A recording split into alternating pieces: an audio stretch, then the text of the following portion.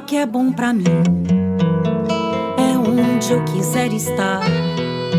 A estrela ainda brilha, ela é quem vai me guiar. Ser guerreira é minha sina, batalhando pra vencer. Tenho voz pra ser ouvida, tenho sonhos pra viver. Não vão mais conseguir me anular, me calar. Ninguém vai me impedir de cantar e lutar. Seja em casa, no campo, na rua ou na praça. Chega de mordaça, agora eu vou falar.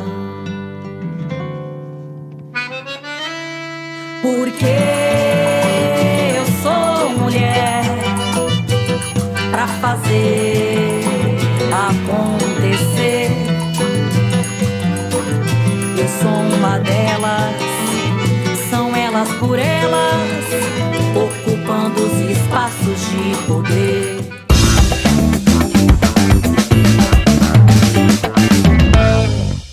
Olá, sejam muito bem-vindas ao TV Elas por Elas Formação, programa do PT para a preparação e formação das mulheres para a disputa política.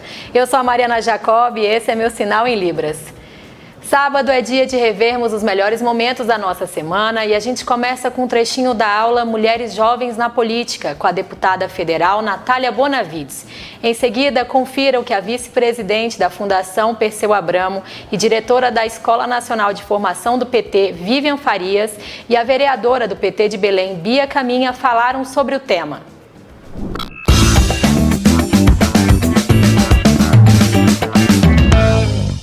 Olá meninas, eu sou Natália Bonavides, é um prazer participar dessa formação do Elas por Elas, projeto do qual eu fiz parte quando fui candidata a deputada federal em 2018. Quando eu decidi ser candidata, não foi nada confortável, né? Como eu falei, não era nada que eu já pensava, que eu já queria, e não foi nada tranquilo, assim, não foi uma decisão fácil que naturalmente eu tomaria. E eu tô dizendo isso porque talvez muitas de vocês também estejam sentindo isso, e eu quero dizer que é normal, né? É até esperado diante do quanto a sociedade fala pra gente todos os dias, cotidianamente, desde que a gente é pequenininha, que os espaços públicos não são nossos, que os espaços políticos não nos pertencem, que, enfim, a possibilidade de fazer uso da voz no espaço público não é das mulheres. A gente passa a vida inteira vendo isso, a gente passa a vida inteira sendo ensinada que é assim. Então nada mais natural que nesse momento, né, no momento de uma decisão tão difícil e tão importante, seja uma decisão dura. Todos os temas, na minha opinião, de desigualdade de gênero, a violência contra a mulher, a violência sexual, o feminicídio, o fato de que a gente ganha menos, de que a sociedade literalmente acha que a gente vale menos, o fato do trabalho doméstico não remunerado, todos esses temas que são desafiadores, né, há gerações e continuam na nossa, são temas que só vão poder ser enfrentados de maneira adequada quando nós tivermos mais presença nos espaços políticos, né? A solução para tudo isso passa por esse outro tema, né, por esse outro debate da participação nossa, das mulheres na política. E aí, falando um pouco sobre campanha é sempre um momento muito desafiador. A gente sofre machismo, sim, né? Inclusive não só de fora, né? Não só na rua, mas às vezes dentro do nosso próprio partido, às vezes nossas candidaturas acabam sendo subestimadas, né? Acabam sendo não levadas a sério. A gente precisa se levantar contra isso. Então é um momento muito precioso para a gente falar com o povo, né? Um momento muito precioso para a gente fazer a defesa do nosso projeto, para a gente apresentar as nossas ideias. E em todas as campanhas, né, nas duas campanhas, a gente fez... eu queria mencionar 3 coisas, né, que eu considerei bem importantes. As campanhas de rua, eu sei que rede social, a gente sabe que está ganhando cada dia mais uma importância maior. Mas a gente sempre fez uma campanha de rua muito forte, de panfletagem, de adesivaço, de ir para as paradas de ônibus, para perto das escolas, enfim, para estar mesmo em contato com o povo, dialogando com o povo. E é muito importante vocês irem, para além da companheirada que está junto, fazer isso, fazer as panfletagens, é muito importante a candidata aí também, porque é um diálogo que não dá para substituir, né? A gente realmente bater aquele papo sobre as nossas propostas, tirar as dúvidas e receber também ideias que acabam contribuindo muito com a campanha. Por outro lado, né, eu falei que eram 3 coisas, mas por outro lado as campanhas de redes têm uma importância cada vez mais significativa. A gente agora na pandemia está tendo ainda essa importância especial, né, já que a gente não está podendo fazer encontros que normalmente estaríamos fazendo de pré-campanha, né, reuniões, rodas de conversa, tem tido uma significância ainda maior nesse momento as redes sociais. E para a gente gosta de, além de colocar nossas posições políticas, né, nossas redes, mas falar um pouco da gente também. É bom que as pessoas nos conheçam, né? É importante também colocar um pedacinho das nossas vidas para além das nossas posições políticas, porque isso traz as pessoas mais para perto, né? Engaja mais, a gente acaba, as pessoas criam um vínculo maior quando a gente também usa para fazer isso, não tem problema. E a terceira coisa que eu queria falar era sobre a parte programática da campanha, né? Como fazer uma campanha que construa um programa coletivo e que faça a defesa desse programa também coletivamente. E aí eu queria contar uma experiência que a gente começou quando eu fui candidata a vereadora em 2016, que foi o Chame Gente. Chame Gente é um nome de uma atividade que até hoje eu faço, né? Até hoje fiz na campanha, fiz no mandato de vereadora, fiz na outra campanha e faço hoje como deputada federal. Fiz até uma edição virtual agora, no formato de live, no meio da pandemia. E o Chame Gente nada mais é que uma roda de conversa, tá? É uma roda de conversa que a gente já fez em todo tipo de canto, no meio da praça, ao ar livre, dentro de sindicatos, de câmaras municipais, de teatros, enfim. Era uma roda de conversa normalmente temática, mas às vezes também sobre a conjuntura mais geral. E foram momentos muito importantes, porque as pessoas que participavam, e aí falando especificamente dos Chame Gente das campanhas, elas acabavam participando, colocando uma ideia de proposta, por exemplo, depois viu essa proposta entrar no nosso programa, que estava lá exposto no nosso site, se sentiam muito parte daquilo, né? Que estavam construindo mesmo aquela candidatura e normalmente se engajavam muito.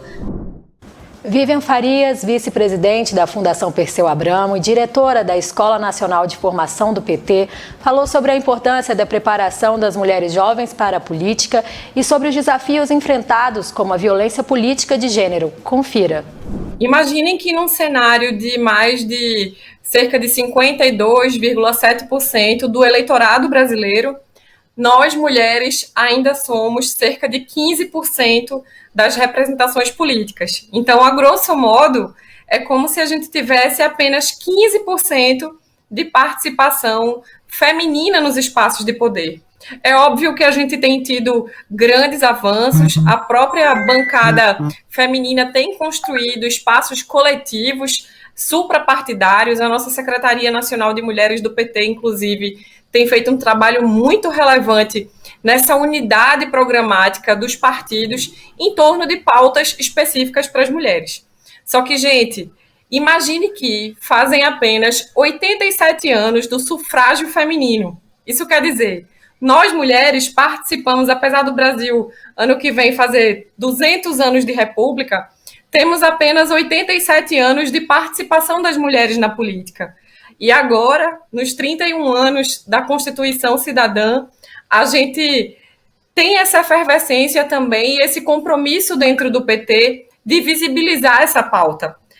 O Partido dos Trabalhadores, inclusive, é um dos poucos partidos na América Latina, foi o primeiro na América Latina, a instaurar cotas para jovens. Então, nós instituímos 50% de participação para mulheres, 20% de participação para jovens, 20% para indígenas e negros. Por quê? A diversidade, ela não traz só um colorido, um olhar democrático, ela possibilita que as mais diversas vozes consigam ser ouvidas. Então, as questões que as jovens mulheres vivem, como bem colocou a nossa querida deputada Natália Bonavides, sobre desestruturação do emprego, precarização, a própria maternagem, a falta de apoio público, a legislação recente que a nossa deputada Marília Reis aprovou sobre o uso dos absolventes, porque o Estado precisa olhar para essa jovem mulher não como futuro, não versar sobre o amanhã, mas versar sobre o hoje. Por isso que, inclusive, a Fundação Perseu Abramo tem preparado o NAP, que é o Núcleo de Acompanhamento das Políticas Públicas, que é um estudo sistematizado de tudo que o Estado brasileiro tem hoje, mas, sobretudo, o que é que o nosso programa pode fazer mais e pode fazer melhor. Então, a gente não vai ter só o melhor candidato, mas vamos ter também o melhor conteúdo programático com muito compromisso com a mulher jovem brasileira.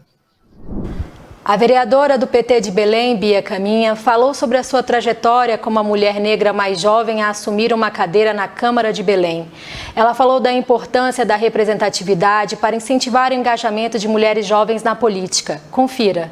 Sempre gosto de falar, né, como que eu nasci num mundo diferente do mundo que muita gente que nasceu um pouquinho antes de mim viveu. Né? Nasci em 99, então vivi um Brasil transformado pelos governos do PT. No Brasil que eu entro na universidade pública com 4 anos para estudar violino, fiz violoncelo, fiz piano, fiz balé. Então eu tive uma vida radicalmente transformada. E aí eu falo do direito de uma menina negra de sonhar em ter um futuro diferente do futuro que a gente vê na televisão pra gente, né? Que é o futuro da empregada doméstica, que é o do subemprego, que é da sexualização. E que não tem demérito nenhum, mas não pode ter uma parcela da sociedade gigantesca reservada apenas a viver esse futuro. Então, para a gente e para as meninas negras, é fundamental que a gente tenha uma perspectiva de futuro, uma perspectiva de que a gente possa sonhar e uma construção de um país em que a gente consiga se enxergar nos espaços, mas também não basta a gente se enxergar. Não basta a gente combater o racismo na escola, não basta a gente empoderar as meninas negras dizendo que elas podem ser o que elas quiserem, se a gente não construir condições materiais de que a gente possa realmente ser o que a gente quiser. Né? Se a gente não der oportunidade para essas meninas, se a gente não tiver políticas públicas de combate à pobreza, como foi o Bolsa Família, como foi o Bolsa Escola, que pra gente sabe que a maioria das crianças que continuaram na escola estudando foram as crianças negras, foram as meninas negras. E quem conseguiu majoritariamente sair dessa realidade foram as meninas negras. Porque quem é que vive, né, numa condição de pobreza e que vai sair da escola para ajudar a trabalhar? Né? Quem é que a mãe vai levar para o trabalho junto? É a menina negra. Então a gente precisa construir um país que essas meninas negras tenham oportunidade, primeiro, de comer, que é um grave problema hoje no Brasil, a fome. Segundo, de estudar. E terceiro, de ter perspectiva de futuro. No governo Bolsonaro, a gente não consegue visualizar isso. E a geração que vem depois de mim é uma geração que vem num buraco, assim, que a gente não sabe explicar. Né? Que não tem perspectiva nem de sonhar com esse outro futuro que a minha geração foi capaz de sonhar. Então, é fundamental que a gente crie políticas públicas de combate à desigualdade social, de combate ao racismo, de combate ao machismo, enxergando esse fator estrutural. É fundamental que a gente ocupe a política também para ser um exemplo prático para essas meninas, mas que nós que ocupamos a política, ocupamos com esse olhar e com essa função de construir uma realidade material diferente para que a gente consiga realmente ter perspectiva. No programa de quarta-feira, dia 6, exibimos trechos das aulas Um Breve Histórico dos Feminismos com a cientista social Tatal Godinho e da aula O Patriarcado, o Capitalismo e a Ameaça aos Nossos Corpos com a integrante do Coletivo Nacional de Mulheres do PT, Vilma dos Reis. Logo depois, as cientistas políticas Flávia Biroli e Laila Pedrosa Carvalho, a psicóloga Nalu Faria e a professora Jaqueline Gomes de Jesus falaram sobre a luta feminista na atual conjuntura. Confira.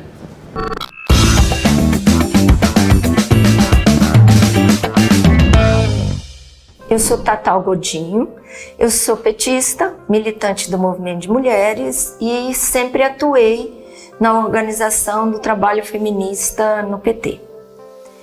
Hoje nós vamos conversar sobre a história do movimento de mulheres no Brasil e no mundo, mais concentrado no período mais recente, que é chamado de segunda onda do movimento de mulheres, segunda onda do feminismo. O que é a chamada segunda onda do movimento de mulheres, a segunda onda do feminismo, surgiu num período de muita mobilização social, de renovação da esquerda, de retomada dos movimentos sociais, na década de 60 e 70.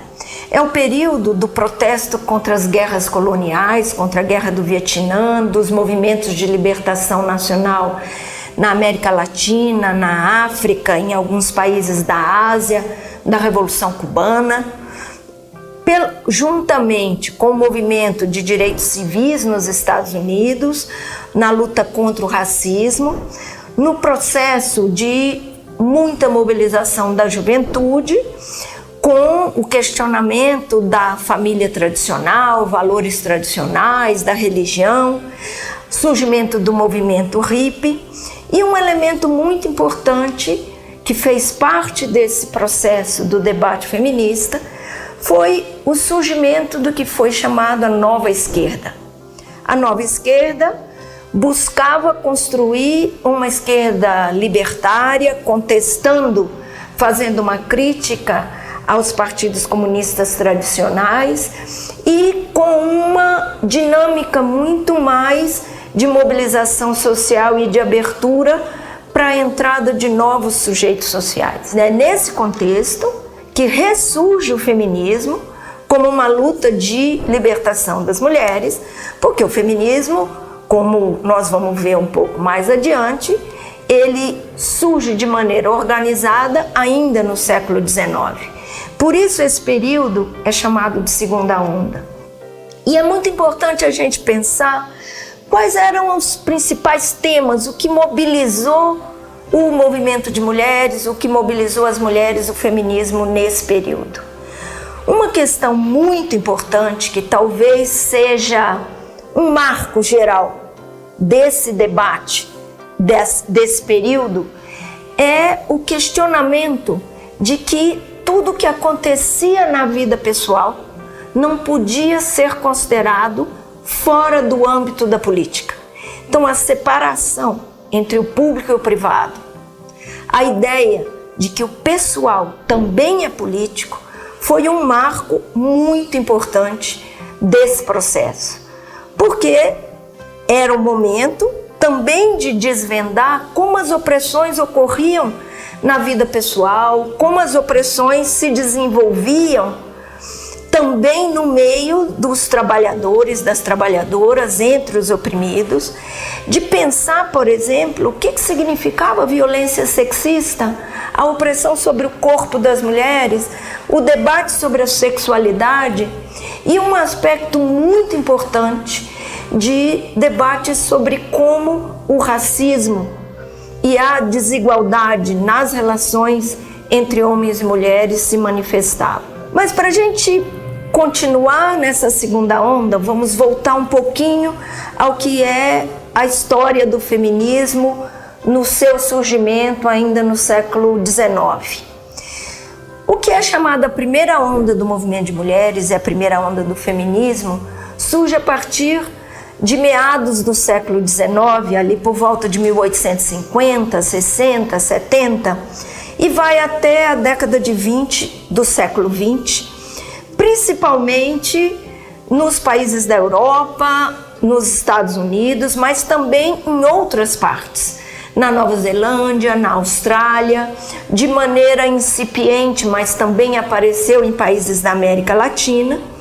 E esse é o primeiro momento, ele é considerado a primeira onda do movimento de mulheres, ou surgimento do movimento de mulheres, porque é o primeiro momento histórico em que as mulheres aparecem organizadas coletivamente como mulheres, lutando pela sua autonomia, pela sua presença, o seu direito de ser um sujeito social.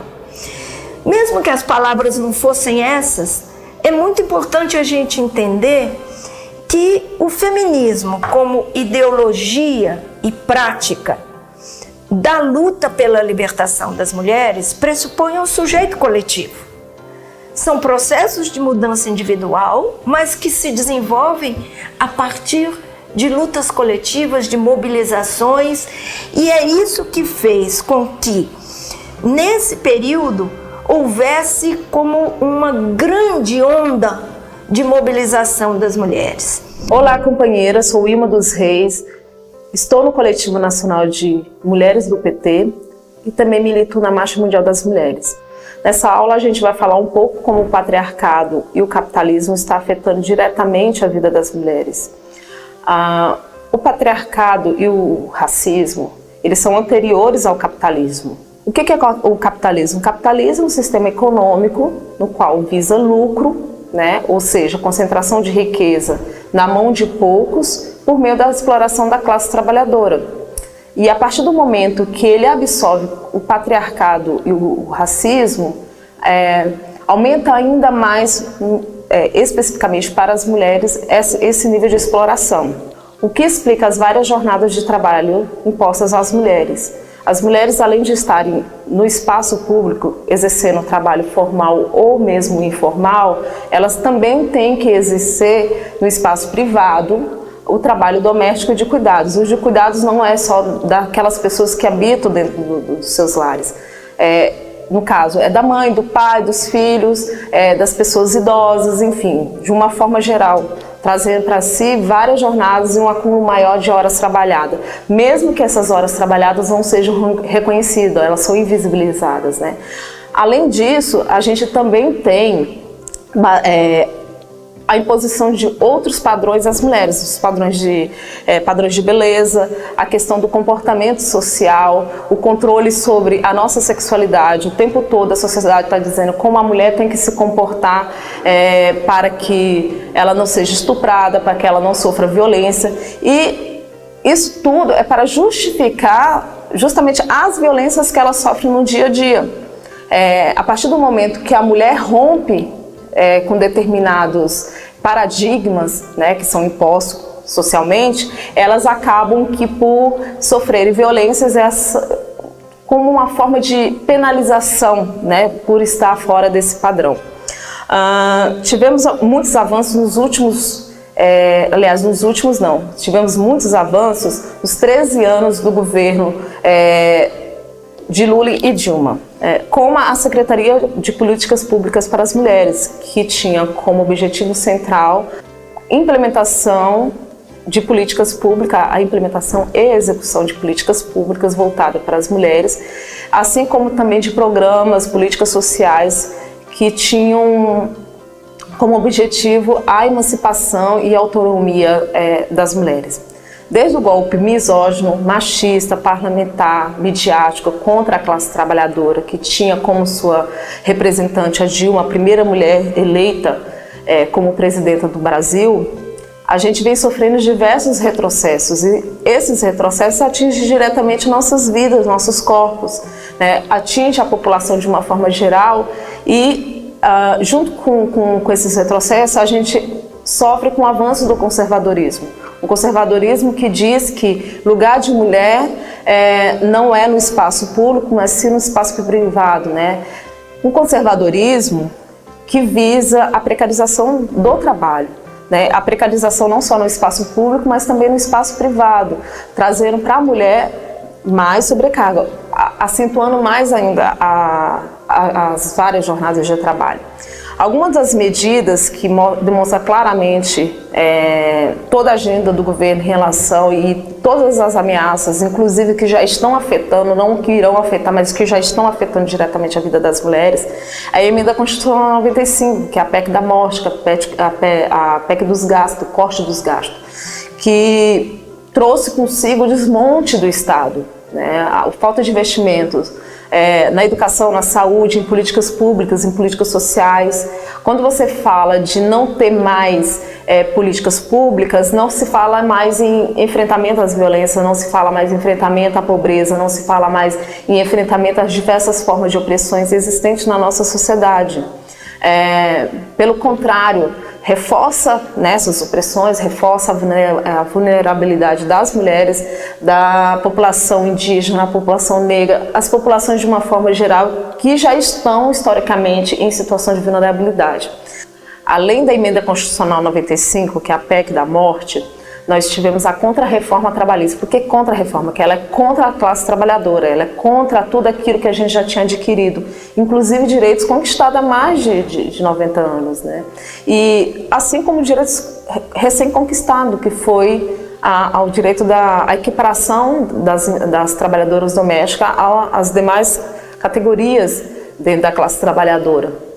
E com essa fragilização dos direitos trabalhistas, a flexibilização, o negociado prevalece sobre o legislado, o trabalho intermitente, a informalidade vai crescendo e isso vai afetando de forma gradativa e de forma avassaladora as mulheres, principalmente e mais ainda as mulheres negras.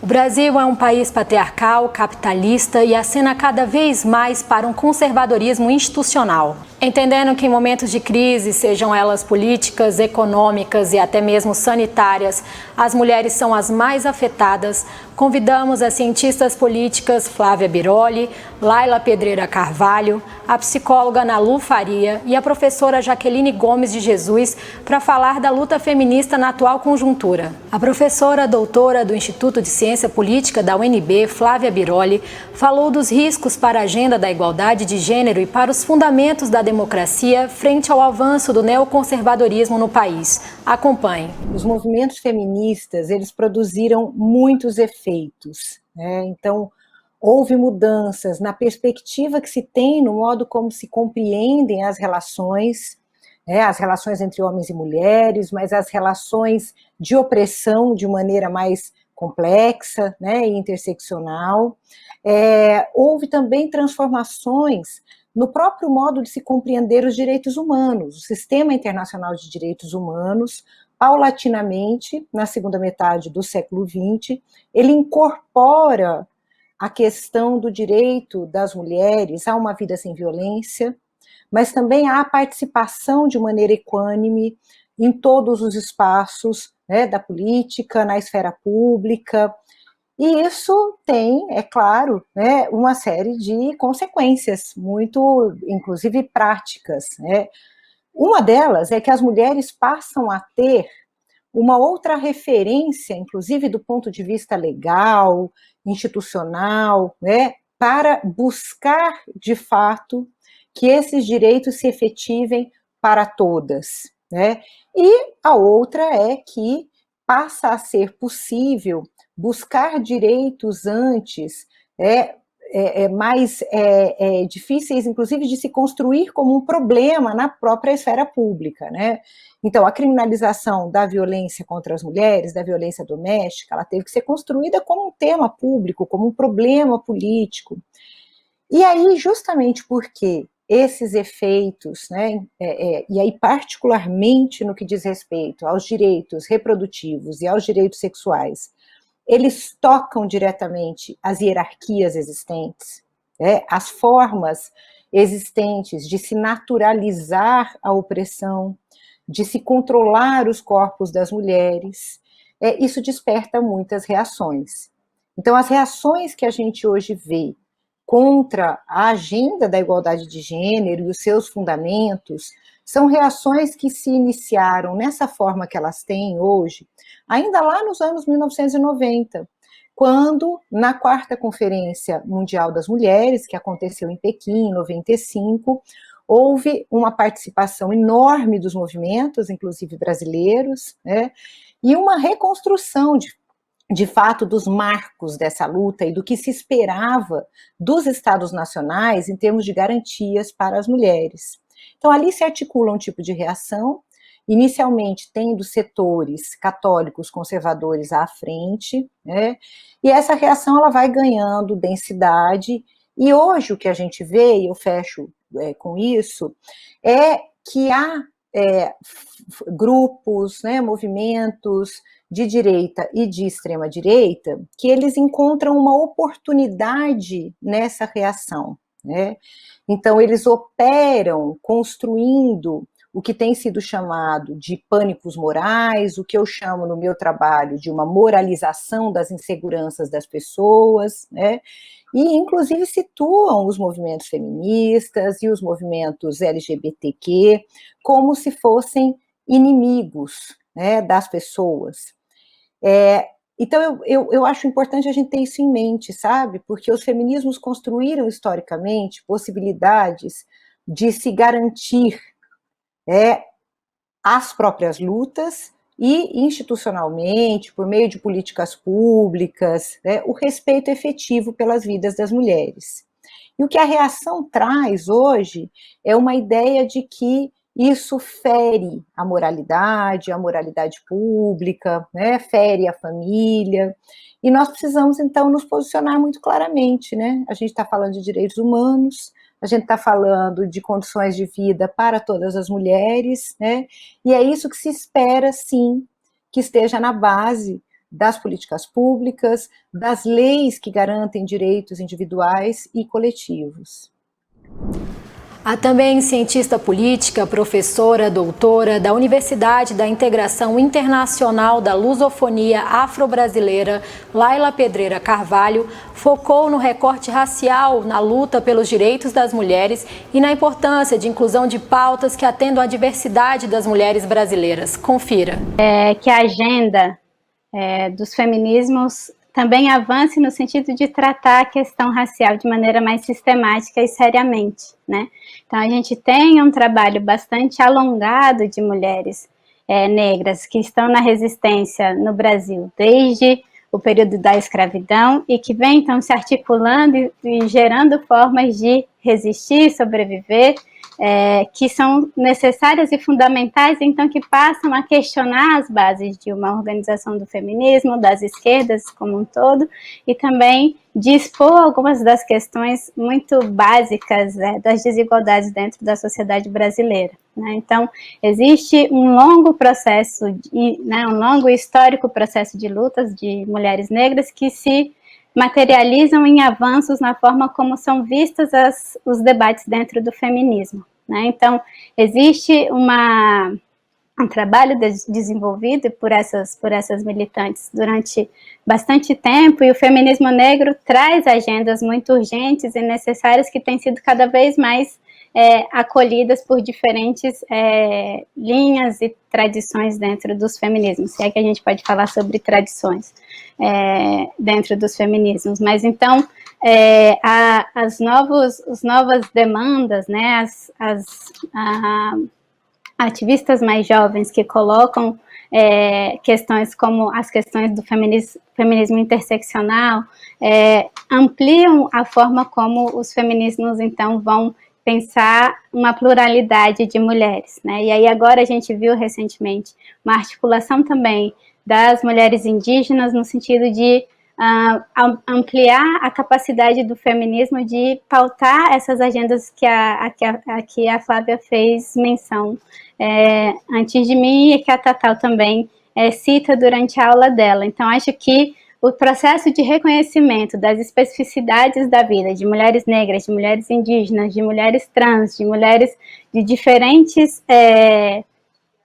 que vivem a opressão de maneiras diversas, complexifica e garante que o feminismo atinja, de fato, a capacidade de reduzir as opressões, de lutar contra as opressões, né? Então, ouvir os diferentes feminismos e contemplar essas diferentes agendas é urgente, é um pouco, para algumas ativistas, é uma tarefa impossível de não ser encarada, né? Ela precisa ser necessariamente tratada pelas esquerdas e pelos movimentos de mulheres mais amplos, né? Então, essas lutas não estão separadas, acho que isso no cotidiano tem sido muito colocado, né? Então, é necessário que, para que seja de fato inclusive, para que seja de fato uma ferramenta de luta sistemática contra a opressão, que seja diverso e que inclua diferentes pautas, né? Então, existe aí um processo que é histórico, de demandas que se tornam cada dia mais urgentes e que fazem parte do feminismo como ele se coloca agora. Nalu Faria, psicóloga e coordenadora da Marcha Mundial das Mulheres, fez um breve histórico dos processos de emancipação das mulheres no Brasil e para onde estamos caminhando na atual conjuntura política. Confira. Na verdade, nós as mulheres sempre resistiram às formas de opressão, e a gente está sempre buscando recuperar o que é a nossa luta, o que são as resistências das mulheres, e claro que a partir do final do século XIX, início do século XX, isso toma uma outra forma nessa figura da Constituição de direitos, né? Mais também de construção de políticas públicas, de reivindicação de proteção social do Estado, mas a gente sabe que a vida da grande maioria das mulheres no Brasil não foi impactada por esses direitos. A grande maioria das mulheres no Brasil sempre estiveram fora das relações de trabalho com direitos, sempre tiveram pouco acesso às políticas públicas, à moradia, e poucas possibilidades de autonomia sobre os seus corpos, e isso, numa sociedade escravagista e colonialista como a nossa, ha determinado um grau de desigualdade também entre as mulheres muito grande. E o sistema capitalista justamente utiliza isso, inclusive, para aumentar o seu grau de exploração e de dominação, né? E nos últimos anos, como já foi dito, a gente tem um processo grande de ataques aos direitos em geral, da classe trabalhadora, das mulheres, mas também tem uma dimensão mais profunda, que é de uma reorganização do capitalismo e de como ele vai se utilizando e atualizando as dinâmicas patriarcais, racistas e colonialistas nos nossos territórios, mas com uma questão que ela é permanente, né? Desde a sua objetiva, que é justamente o controle sobre os nossos territórios, o controle sobre os nossos corpos e o controle sobre o nosso trabalho. E no caso das mulheres, a gente não pode separar isso da relação com a divisão sexual do trabalho, que tanto separa o trabalho de homem e de mulher, valorizando mais o trabalho dos homens, mas com toda essa dimensão do trabalho doméstico e de cuidado ser atribuído como algo natural às mulheres, né? E de como isso está vinculado também à sexualidade, à dimensão da maternidade, à construção da subjetividade, e como o capitalismo vai sempre inventando outros mecanismos para aumentar esse grau de controle. Então, nós podemos dizer que nós não conhecemos uma sociedade de autonomia plena das mulheres, e nós não vamos conhecer enquanto a gente não desmantelar esse modelo como um todo. E mesmo os direitos que a gente conquista, eles estão sempre em risco e sempre em ataques, como nós temos vivido nesses últimos anos. A professora, doutora e presidenta da Associação Brasileira de Estudos da Homocultura, Jaqueline Gomes de Jesus, reforçou a importância da união e da organização das mulheres em sua diversidade. Acompanhe. Alguns séculos neste país, antes dele ser chamado de Brasil, quando era Pindorama, acho que é importante lembrar essa mudança. Os nossos povos ancestrais, sejam os indígenas, sejam os africanos que nos compõem, todos enfrentaram esse estado de coisas, essa lógica imperial, colonialista, patriarcal, e temos resistido, mesmo que nas margens. E quando eu ouço a Vilma e a minha colega também psicóloga, é um encontro de psicólogas, eu fico fascinada, mostra que a gente tem um compromisso social muito importante na nossa área. Nós somos as vozes daquelas que gritavam e que faziam a diferença já há alguns séculos. Nós somos as vozes das chicas manicongos, das travestis condenadas pela Inquisição aqui já no Brasil, 1591. Nós somos as vozes de Felipa de Souza, lésbica condenada, de Tibira, índio que foi colocado na boca de um canhão em São Luís do Maranhão. Nós somos essas mulheres que ao longo desse tempo tem transformado. Somos a Qualtune, que demarcou o terreno do Quilombo, mas não necessariamente somos lembradas, que demarcou o Quilombo dos Palmares. Veja, e aí a gente está falando aqui num debate com colegas que estão pensando as mulheres na política. Em geral, se esquecem da gente, né, nesse debate.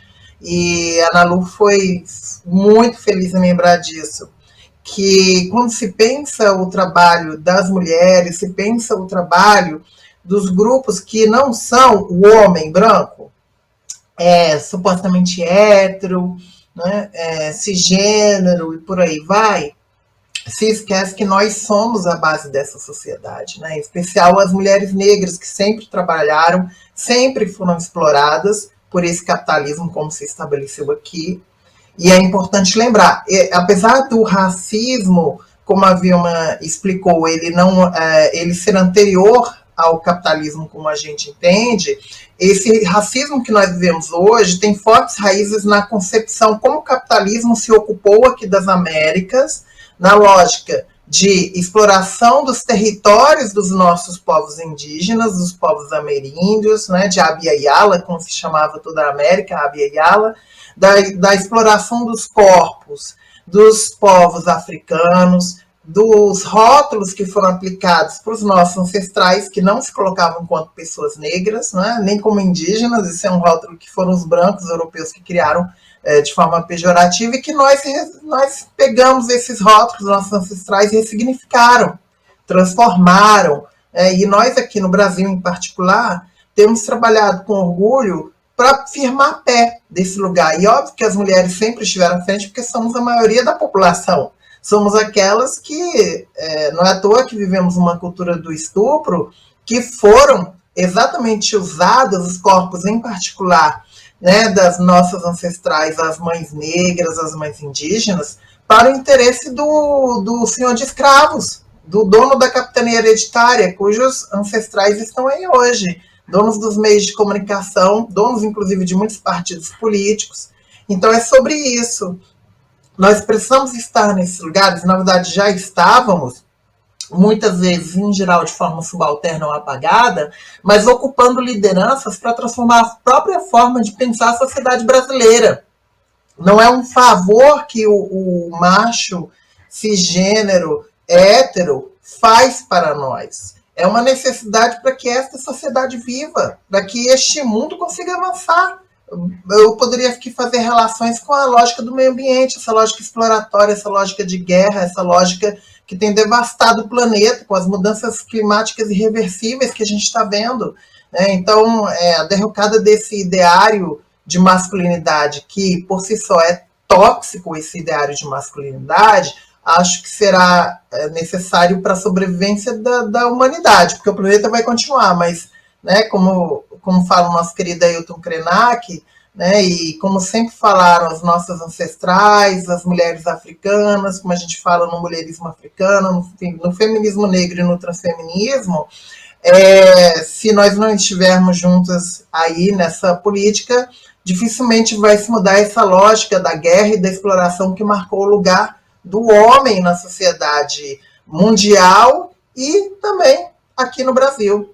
Né? Não é à toa que, como Vilma bem colocou, tivemos esse lugar do golpe no Brasil, do golpe contra a nossa presidenta Dilma, né? Que segue essa nossa resistência e luta por mais mulheres, por mais pessoas LGBTs, em especial mulheres trans, travestis, lésbicas, bissexuais, camponesas, trabalhadoras em todos os lugares na política. E isso exige também, para concluir aqui, lembrar que essa diversidade, por exemplo, a diversidade sexual de gênero, tem que considerar também lugares em que historicamente mulheres negras têm sido colocadas na subalternidade do trabalho, né, e mulheres, especialmente travestis, mulheres trans, que têm sido colocadas também no espaço do trabalho sexual, da exploração, sempre estiveram nesse lugar desde o começo da colônia no Brasil. Então é subverter também esse lugar e dizer que nós precisamos furar as barreiras, não é uma questão apenas das pessoas entenderem que nós temos que estar ali, mas que criem condições para que também a gente esteja para poder mudar esse planeta. Para o dia 7 de outubro, quinta-feira, a aula escolhida foi As Mulheres Querem Se Aposentar, o risco do desmonte golpista da Previdência, com a economista Marilane Teixeira. Em seguida, a economista Graziele Davi e a deputada federal Maria do Rosário falaram sobre o tema. Acompanhe.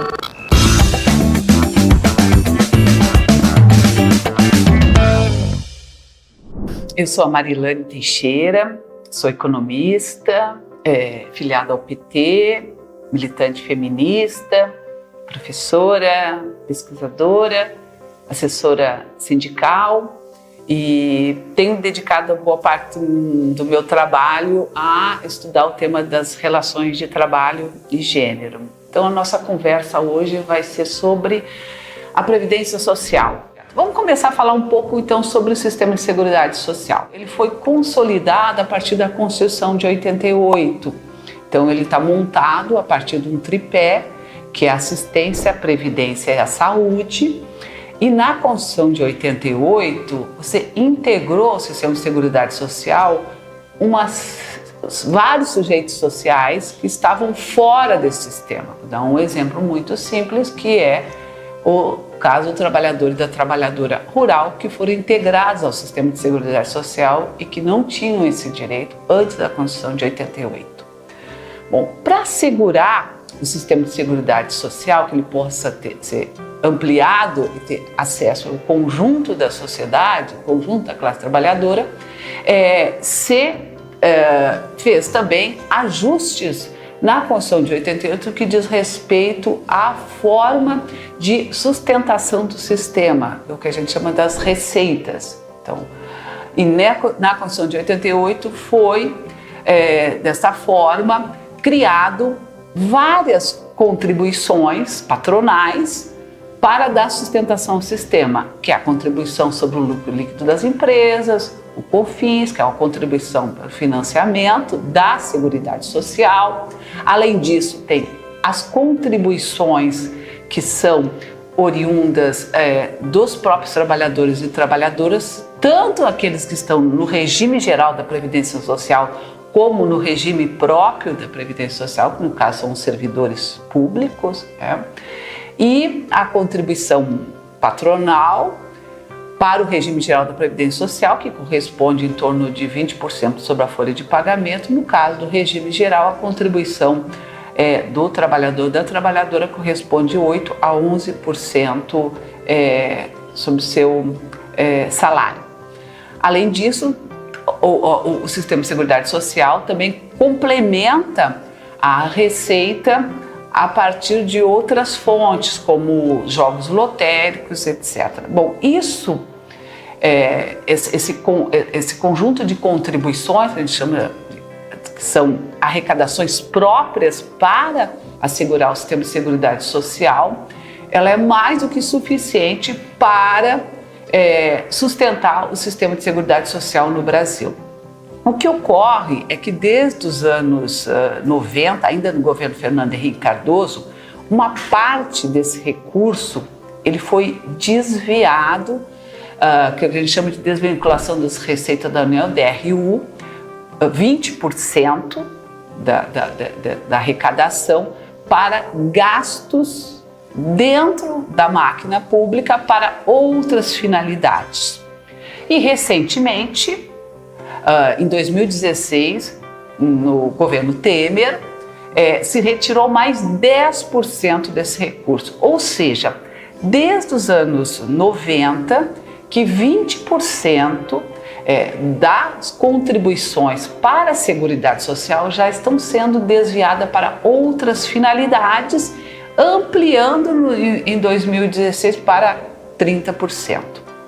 Bom, a primeira questão que eu acho que é importante a gente destacar aqui, que o sistema de seguridade social, então, ele ajuda, no Brasil é um dos mais modernos no mundo. Ele, inclusive, é objeto de estudo em vários países, inclusive entre os próprios países desenvolvidos, pela sua amplitude, pela sua abrangência.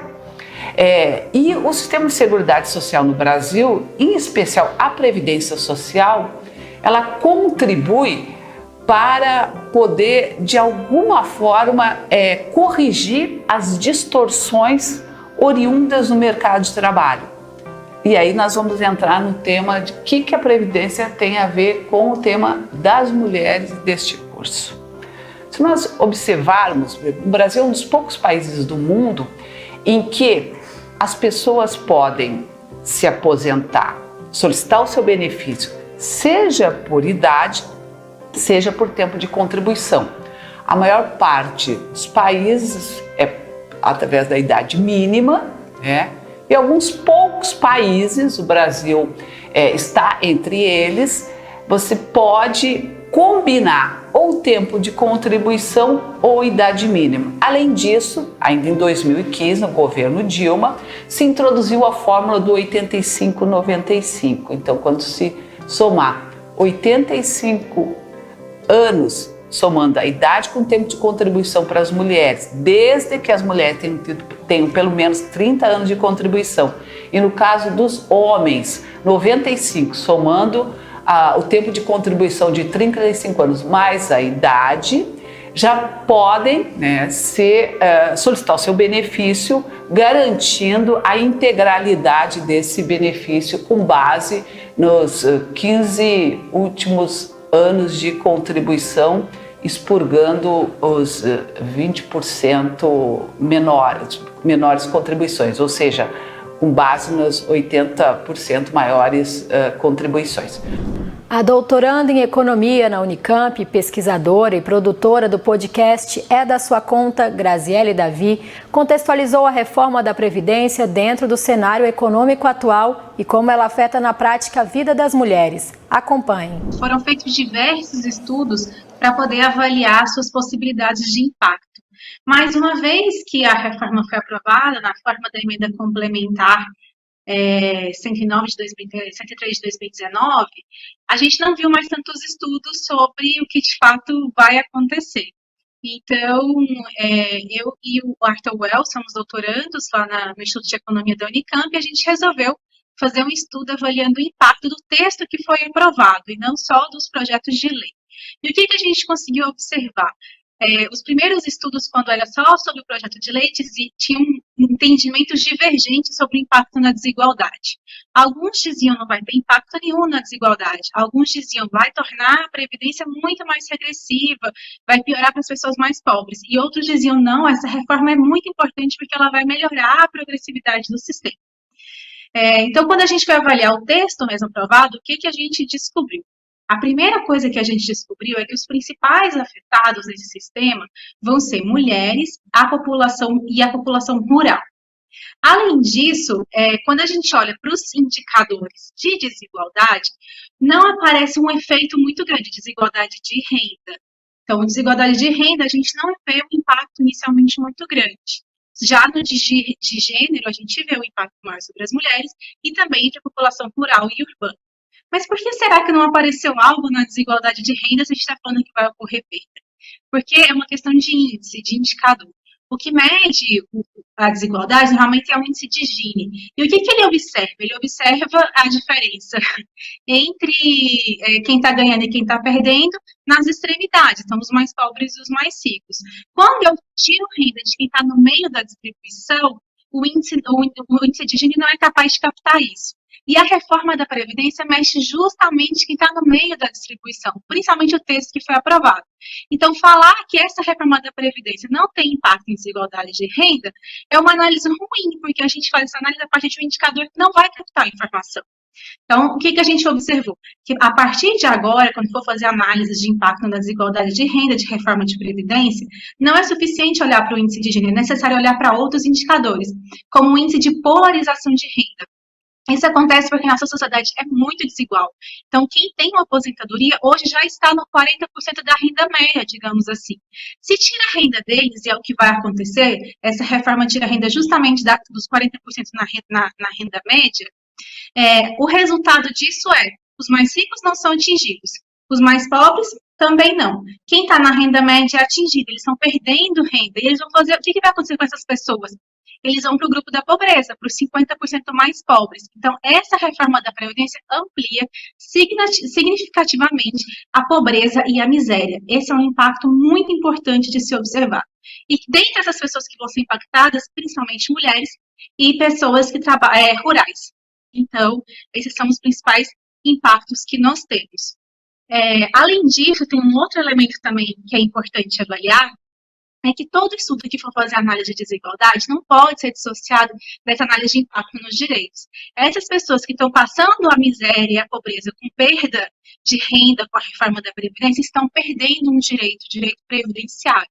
Então, é aumento de pobreza, é aumento de miséria e é perda de um direito fundamental, que é o direito à previdência, que o Brasil ainda nem garante na totalidade. O correto, de acordo com a Organização Internacional do Trabalho, é que houvesse um piso mínimo que fosse para todas as pessoas. É como se o BPC tivesse que ser para todo mundo. E só a partir daí ser de acordo com a contribuição. Então, a gente já estava atrasado nisso e a reforma dificulta ainda mais que o Brasil garanta o conteúdo mínimo do direito à previdência.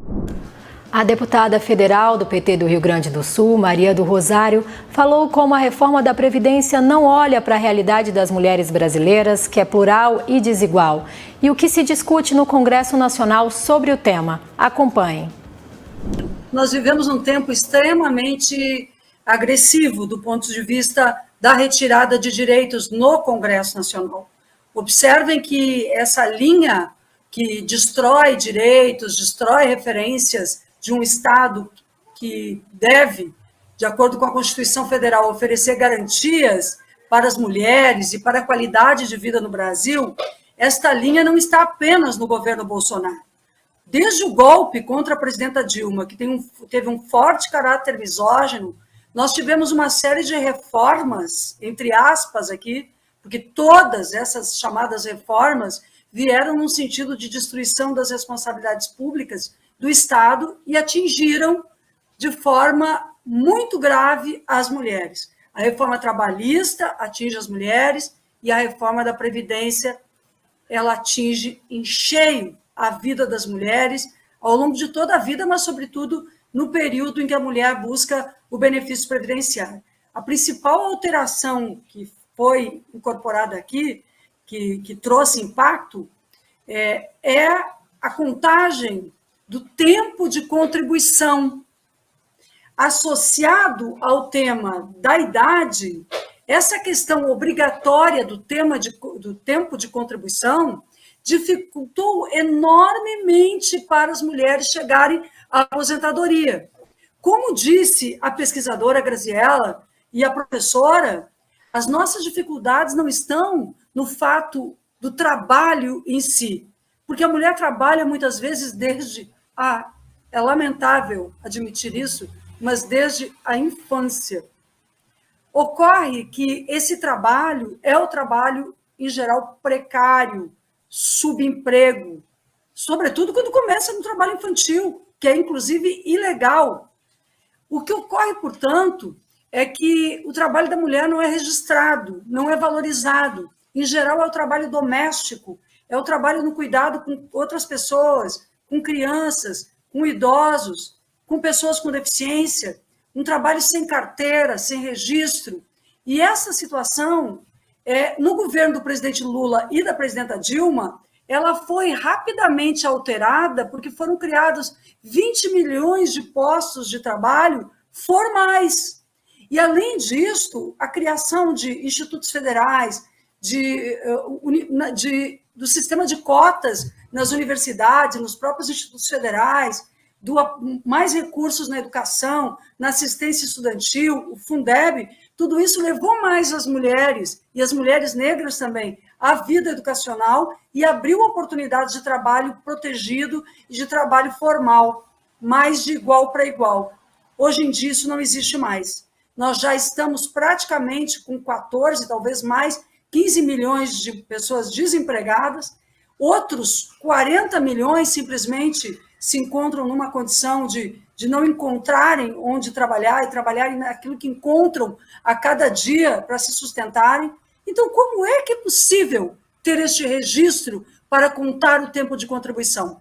Com tudo isso, o governo Bolsonaro, essa era do fascismo e do neoliberalismo em conjunto, essa era de ódio à vida humana e às mulheres, acaba produzindo dois efeitos.